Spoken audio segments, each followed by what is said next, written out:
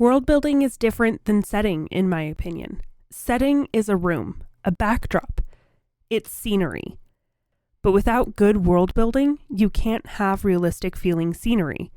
You can't have cool, unique backdrops for your story.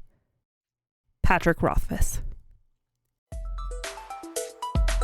You're listening to Writing Roots, brought to you by Aspen House Publishing. Welcome to Writing Roots. I'm Leigh Hole. And I'm Leigh Esses.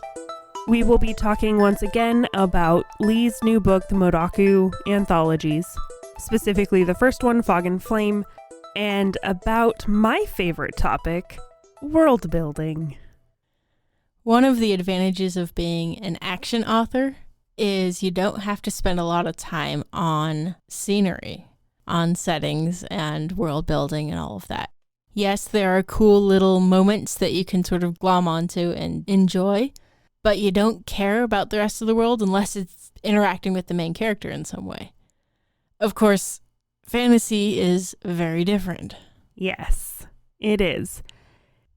You may recall one of the main things I requested of Leigh when editing my work is to find ways to make the novel feel like a fantasy novel and not like an action novel. I think today's episode is the biggest, loudest response she has to that request. Absolutely. When you're writing action, there's an expectation that the reader already knows the world. The majority of action novels take place on Earth, mostly contemporary, sometimes historical, but it's pretty well established when it's historical. With your story specifically, you don't spend a lot of time on the world itself. There's enough information there for us to kind of get the idea that it's almost a medieval Europe style story, but there's so little description to anchor the reader in the world itself. Like the quote at the beginning, without that world building, the scene setting is really difficult because you haven't established a world. But sometimes it feels like all I'm doing is scene setting. And that's okay. Here's the thing for you specifically, and it could apply to a lot of you, our listeners, as well. But if you think it's too much, it's probably not, but it can be edited out later. Part of my issue, I think, is when I'm self-editing, I'm taking a lot of those descriptions out. Don't do that. Well, if it's not relevant that tribesmen have horizontal hemlines and clansmen all have angular hemlines, they don't have them straight across parallel to the ground.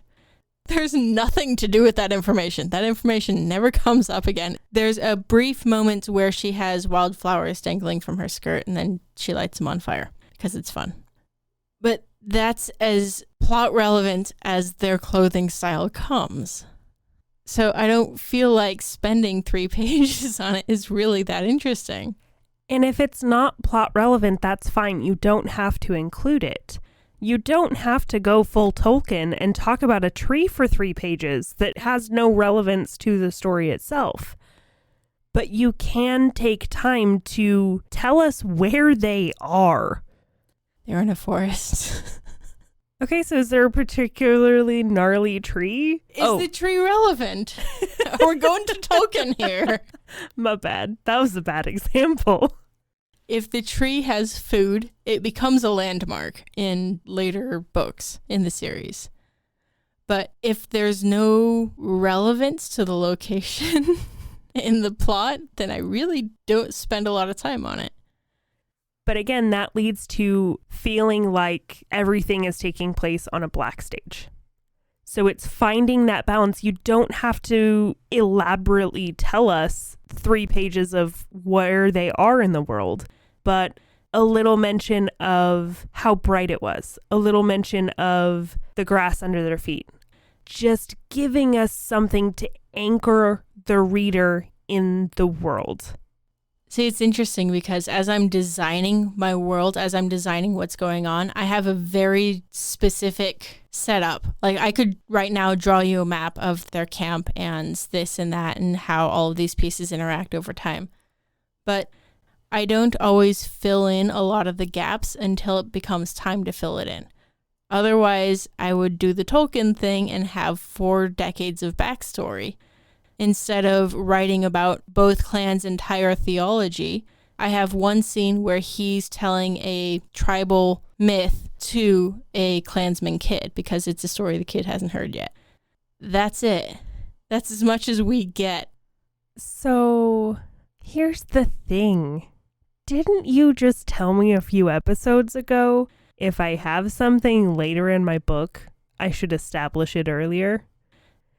This is the same thing. If you have something that comes into play later, try to establish it earlier so that is part of the setting that the readers are imagining as they're going through it. In the first book, in the setting of where the first kind of ceremony took place, I didn't have a good enough picture of what that was when it came into play later. You had this bonding ceremony where this layout was really important. Before that, you just called it a clearing, and then later you called it a road. And I'm like, those are 2 very different things in my head.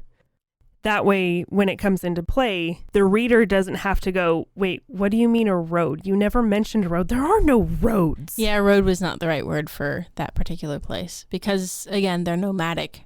So the thing with this is mostly to convey the idea for your future projects in fantasy. It's okay to spend time on the scenes. You don't have to cut every single mention of what's happening around. Obviously, you don't want to go full Chekhov's gun and have useless things just laying around, but that is such a hard line to tread. It's like, if it doesn't come up later, it's out. I almost cut most of the library scene. I wanted to establish Alana's character in taking command and how she interacts in a panic situation. I wanted that scene in there, but otherwise, I couldn't care less what the structure of the library is. And I agree with you. I would have, if it weren't for that, I would have taken out that entire scene because the library didn't matter. I guess my difficulty is I have a hard time identifying those opportunities. And this comes back to why we read a particular genre, because I don't read a whole lot of fantasy. And I know I should, especially because I like the creative process of making new cultures and that kind of thing. When you have your MC stepping out of the tent for the first time, he is going to look around and noticing, okay, there's this really particularly gnarly tree off this direction. You don't have to say anything more than just, it's a weird tree. Just something more that in that moment he would be trying to take in where he is to see if he maybe recognizes the area so he can know maybe how far away he is from something tribe. I think this is one of those advantages of being a plotter because I know what happens next. So I guess I should be thinking backwards about it. Instead of going, there's a gnarly tree, going, that's the stump that later Uzeri pierced my arm with. Setting those up ahead of time, I have a hard time making them relevant. I know you don't like it because, again, you're an action author. You like to get to the next point. But when you're writing fantasy, that is different. There's a different expectation of the world. Before we close this episode, though, one of the things you wanted me to talk about was the magic system itself. This is a very simple magic system. As Brandon Sanderson would classify it, it's a soft magic system, which works because, again, you don't spend a lot of time explaining the magic itself. In the moment, it works. Absolutely it works because the characters at the time don't understand it. He's explaining what is going on in that moment. And I can see him future that's writing all of this down going, that's not how it went. I can't just explain all of the magic because that's not what we understood it to be at that time. So there is that element of not knowing fully what the magic is, which just creates more mystery and intrigues me. So that's a good balance between being, okay, what is this magic system? And, ooh, what is this magic system? And I think you tread that line really well. So that was a very good way to do it.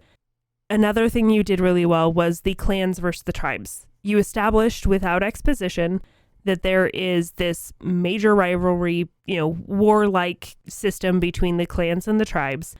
A lot of racial conflict there because people are terrible no matter where you are.